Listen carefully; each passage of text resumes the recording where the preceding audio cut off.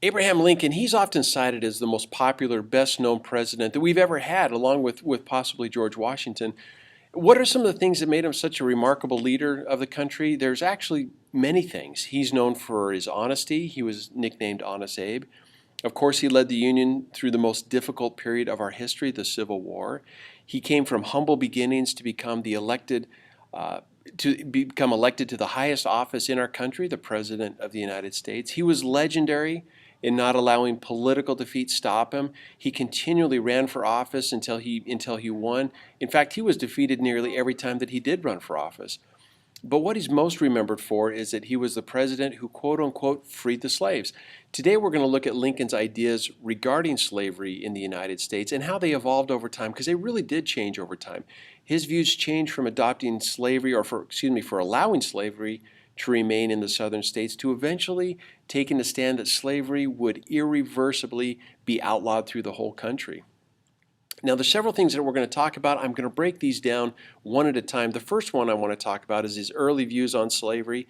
Then we'll talk about his House divided speech, the first inaugural speech, the Emancipation Proclamation, the Gettysburg Address, and then finally we'll end with the second inaugural speech.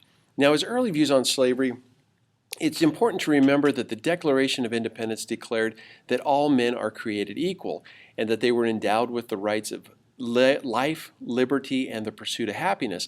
Now, in Lincoln's time, this is nearly 100 years after the country had been formed, and we had not expanded these rights to every person in the country, and most notably, the slaves who lived in the southern states.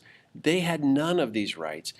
As a side note, also women did not have the right to vote, and ex-slaves would actually get the right to vote before women would get the right to vote, but that's another lesson for another day. Lincoln was very careful to make this distinction between natural rights and political rights. Now, natural rights, what we mean by these are the ones: life, liberty, and the pursuit of happiness. Political rights, these are ones that include voting and representation in the government. He really did consider slavery a great evil, but he did suggest that slavery should be eliminated, not necessarily immediately, but that at some time it eventually would just die off.